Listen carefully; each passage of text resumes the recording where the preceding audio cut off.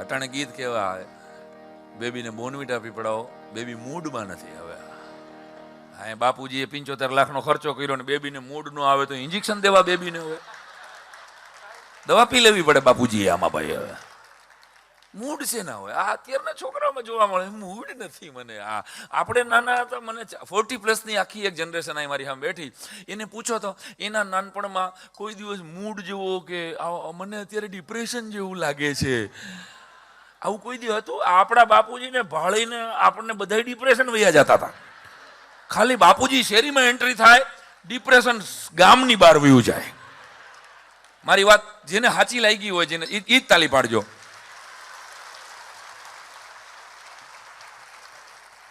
અને બાપુજી આવે પાસે એટલે ફેરવીને એક ફડાકો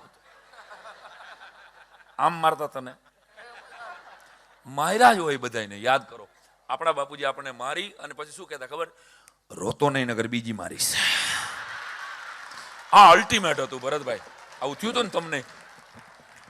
રોતો નહીં નગર બી. આ સાલું આપણે પેલીનું રોયા જ નથી.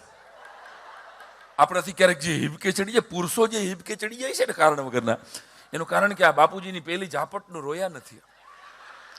રોતો નહીં નગર બીજી. અને સાહેબ આપણા શિક્ષકો એક સમયે માસ્તરો આપણા એવા હતા, ગામડામાં અમે તો મોટા થયા, અને ગામડાના માસ્તરો આપણી ઘરે આવે, આપણી ચા પીવે અને આપણને માર ખવડાવતા.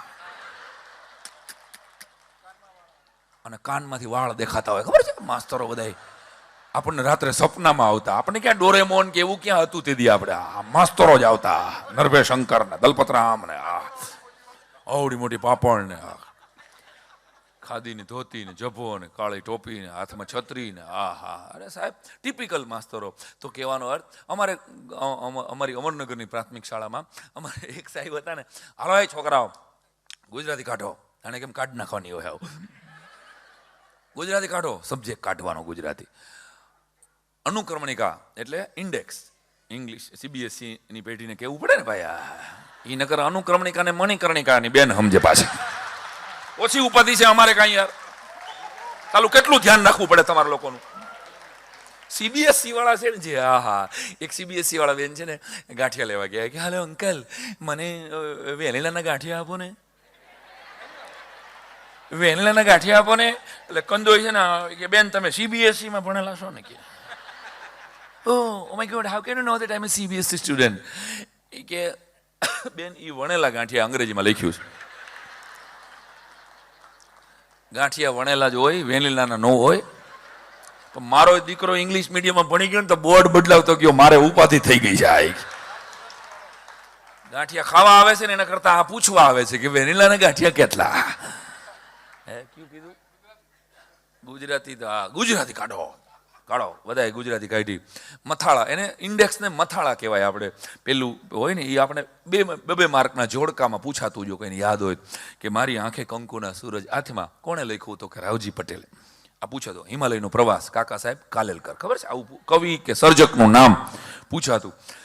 મથાળા કાઢો ગુજરાતીમાં. અને અમે એક મથાળું 50 વાર લખવા આપે. રાવજી પટેલ 50 વાર. કાકા સાહેબ કાલેલકર ઝેર થઈ જાય ને આપણને, 50 વાર લખવા પડે. સાહેબ મારી આંખે કંકુના સૂરજ હાથમાં 50 વાર લખવાનું. 50 ગમે. બીજે દિવસે સમાજ વિદ્યા કાઢે, આવ મથાળા કાઢો, એક મથાળું 50 વાર. સાહેબ ટોંગ હોય ને પછી હુઈ જાય. અમે મથાળા જ પાકા કર્યા 3 મહિના સુધી. મથાળા, બધા સબ્જેક્ટના મથાળા, ઇન્ડેક્સ આખી મોઢે છોકરાઓને. ઇન્સ્પેક્શન આવ્યું, બહારથી સાહેબ આવ્યા. બહારથી સાહેબ આવીને કે અમારા સાહેબ ઇન્સ્પેક્શનમાં હાથ પકડીને લઈ આવ્યા. સર મારા ક્લાસના છોકરાઓ એટલા હોશિયાર છે, તમે કોઈને મથાળા પૂછી લ્યો. ઉભો થા રાવજી. ગુજરાતીમાં પહેલી કવિતા, મારી આંખે કંકુના સૂરજ હાથમાં, રાવજી પટેલ. ત્રીજો પાઠ, હિમાલયનો પ્રવાસ, કાકા સાહેબ કાલેલકર. સમાજ વિદ્યામાં 5મો તો 1857નો સ્વાતંત્ર્ય સંગ્રામ. વિજ્ઞાનમાં 9મો નિસ્યંદનના પ્રયોગો. ઇંગ્લિશમાં મેરી ગો રાઉન્ડ. ઓલો બહારથી આવેલા સાહેબ કે ઓહો ઇન્ડેક્સ મોઢે છે.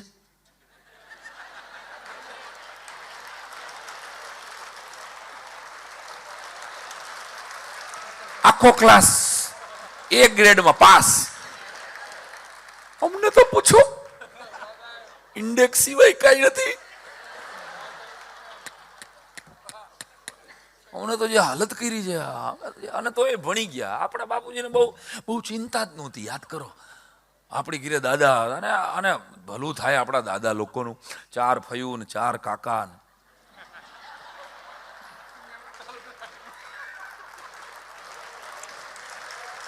બે ત્રણ તો જન્મીને ગુજરી ગયા હોય.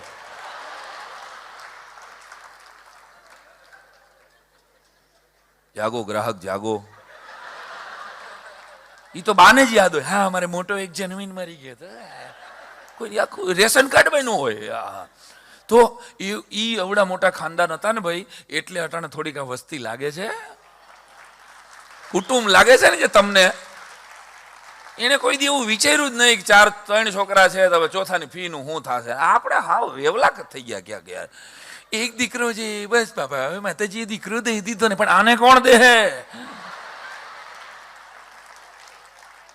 ઈ તો વિચાર, એક દીકરી છે ને બસ બાપા હવે શું પણ. અને પાછી તમે જુઓ, સભ્ય અને સંસ્કારી પ્રજા ભદ્ર સમાજની અંદર જ સંતાનો ઘટતા જાય છે, સંપત્તિ વધતી જાય છે અને સંતતિ ઘટતી જાય છે. આ ક્યાંક મૂળ પ્રશ્ન નથી ને, પ્રોબ્લેમનું મૂળમાં જાજો. એટલે કહું છું, આ નાનકડી વાત છે. વસ્તી વધારાવાળા મારી ઘીરે માથાકૂટ કરવા આવવાના છે, મને ખબર છે. આ હું મુદ્દો કહું છું, પણ એક જ સંતાન જેને છે એની તો હાલત મને 40 વર્ષ પછી દેખાય છે કે એને કાકા નહીં હોય, મામા નહીં હોય, ભાઈ નહીં હોય, ફુવા નહીં હોય, ભાઈ નહીં હોય, બેન નહીં હોય. એને સાલી બેનની ફિલિંગ જ નહીં થાય કોઈ સ્ત્રી માટે. યાર મારો મુદ્દો ખોટો હોય તો મને પાછો. એને ભાઈ જ નથી તો એને શેરિંગની ખબર કેમ પડશે યાર, કે નાના ભાઈ માટે રાખવાનો હોય ભાગ. યાર આ ખબર જ નહીં પડે. આપણે મોટા અને આપણે ભાઈઓમાં જ માથાકૂટ કરીને મોટા થયા છીએ, એટલે અંદર જે રોગ પ્રતિકારક શક્તિ આપણામાં હોય જ. ઈ મારું બિસ્કિટ ન દઉં એમ, તું કાંઈ થો મારી લીધું હોય, મોટા આવે આપણને માર્યા હોય, અને આપણા દાદાને પૂછવા આવે કે તમારો દીકરો કેટલામાં ભણે છે, એટલે દાદા આપણને પૂછે કેટલામાં ભણો હોય, કેટલામાં છો? 7મું ભણે છે. હા લે, મૂળ દાદાને ખબર ન હોય કે આ કેટલામું ભણે. એટલા છોકરા હોળીમાં ઓલા કાળા ડિબાંગ થઈને આવતા, ખબર છે? આપણી બા 2-3 છોકરાને શેરીમાં નવરાવે ને ત્યાં આપણે મળતા. આખા નવરાવે પછી ખબર કે મારો નથી. હાલે આ તો બાજુવાળા પરસોત્તમ ભાઈ નો છે, રોયો આયા હું કામ આવી ગયો, નાત ન પાડતા આપણે. હા સાહેબ, આપણે તો અને આપણે નાના હતા, આપણે બહુ વેવલા. અત્યારના છોકરો તો આમ, અને ઓલું 555 નંબરનો સાબુ આવતો, યાદ હોય તો. યાદ છે? કોઈને આવ્યું છે 555 વાળું છે મારી જેવું ભાઈ? આઈ લવ યુ. હા, અને એમાં ખબર ફીણ સિવાય બધું નીકળતું. ગમે એ કરો ફીણ ન નીકળે. અને ઓલા કરકરિયા લાગે છે, આ બોકા હા ના. આપણે સાહેબ રોતા ને ખરેખર તો બાજુના 3 ઘર સુધી આપણો બોકા હા અને કહેવાય. ગૂગલ નહીં કરતા, ગૂગલમાં નહીં મળે કાંઈ. ભેંકડા કહેવાય.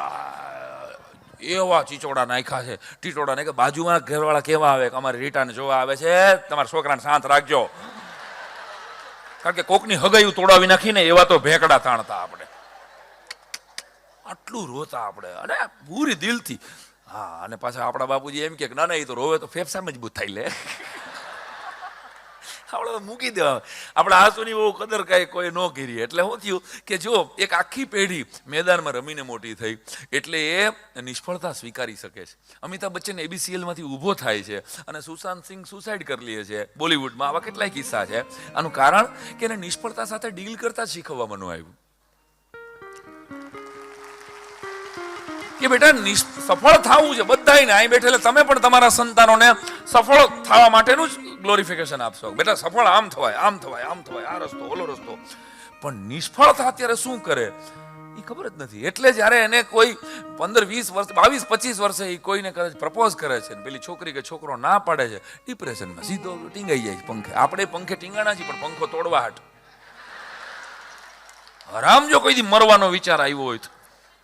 અત્યાર સુધીમાં હું આટલા પ્રોગ્રામ થયા છે, મારો હું પહેલા જ પ્રોગ્રામથી આટલું હાલવા માંડ્યું છે. તો તમે માનો છો ને કે પહેલા જ પ્રોગ્રામમાં ટિકિટ શો થવા માંડે એમ. લોકો હજારની ટિકિટ લઈને વાહ સાંઈ રામ વાહ બંધ કરે. હું જતો, લોકો જતા ભાઈ, હાલો વારો આવવા દો પહેલા, બહુ થયું, આવું લોકો બોલતા હતા.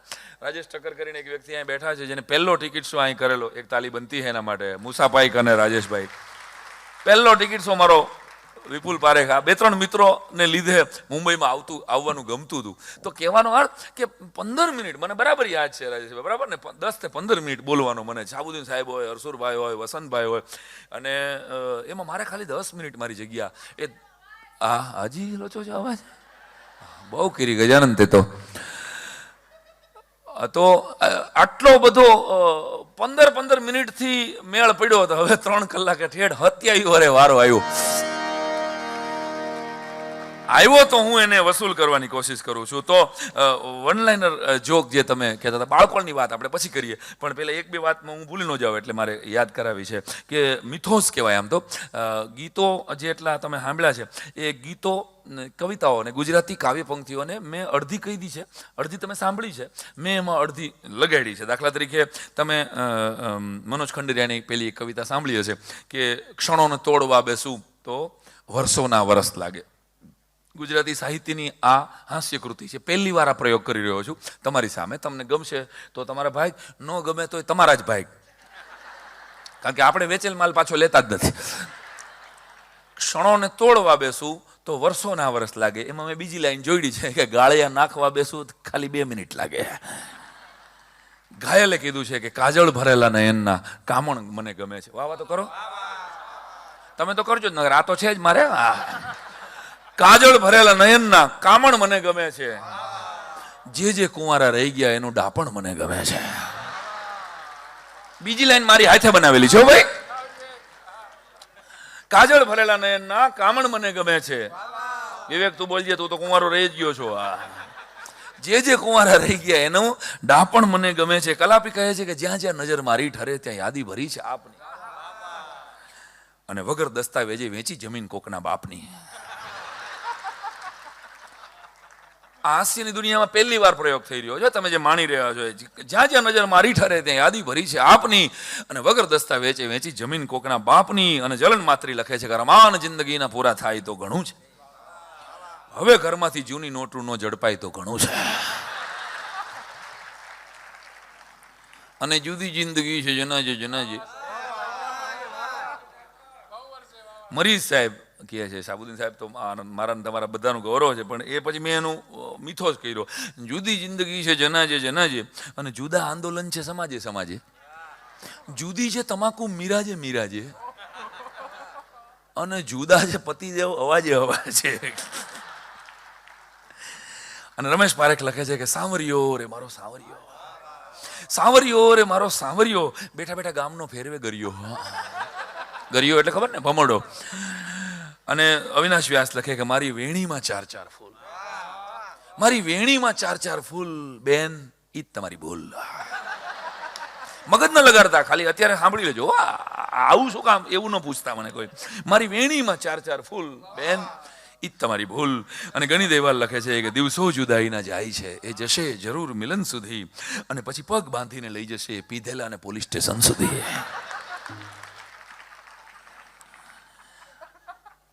અને તારી આંખનો ઓફીણી, તારી આંખનો ઓફીણી, તારા બોલનો બંધાણી, તારા પ્રેમમાં ભૈલુભાઈની 400 વીઘા વેચાણી.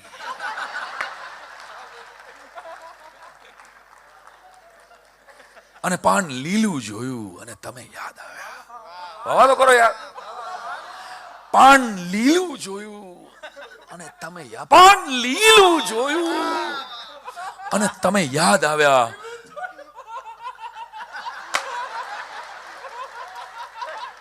મારવાનો. પાન લીલું જોયું અને તમે યાદ આવ્યા કે આના કરતા લાલ જોયું હોત તો સારું હતું.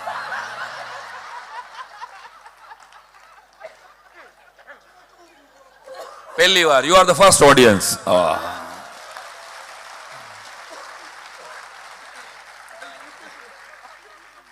તો એક જણાએ મને એવું કીધું, મને કે આ છે ને કાચી ચૂનો પડો ખાલી ચૂનો પડો કાચી બનારસી, પાન લીલું જોયું ને.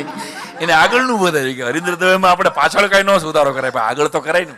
હે, ખાલી ચૂનો પડો કાચી બનારસી, પાન લીલું જોયું ને તમે યાદ. આવું બધું સગાઈ ટાણે થાય. લગ્નના 25-30 વર્ષ પછી તો પૂછો તમે, ગીત ગાતો હોય, એક ઠૂઠું જોયું ને તમે યાદ, જાણે પડ્યો છપનિયો દુકાળ માથેરા, ક્યાંક કૂતરું ભસ્યું ને તમે ક્યાંક બરણી ફૂટીને તમે યાદ આય, ક્યાંક વાસણ ખખડ્યા ને તમે યાદ આવ્યા, કપડા ધોવાનો મારો વારો, કામવાળી ભાગી. જો હું નથી બોલ્યો, તમે લોકોએ ગાયું છે. બાપ દીકરો બે બેઠા હતા ફળિયામાં, રવિવારનો દિવસ, અને તાળ કરતો અવાજ થયો રસોડામાં. કઈક બરણી બરણી ફૂટી એવી ખબર પડી બેયને, પણ અંદર વહુ હતી, એની આ દીકરાની વહુ હતી, અને સાસુ બે હતા. એટલે કોનાથી અકસ્માત થયો એ ખબર ન પડી. એટલે 5 મિનિટ પછી દીકરાએ કીધું, કાંઈ નહીં પપ્પા, મારી મમ્મીથી બરણી ફૂટી છે. એટલે પપ્પા કે પણ તારી વહુ અંદર છે, તને કેમ ખબર કે તારી મમ્મીથી જ બરણી ફૂટી છે? દીકરાએ બહુ સરસ જવાબ આપ્યો કે મારી વાઈફથી બરણી ફૂટી હોય તો પાછળ બીજો અવાજ ન આવ્યો હોય.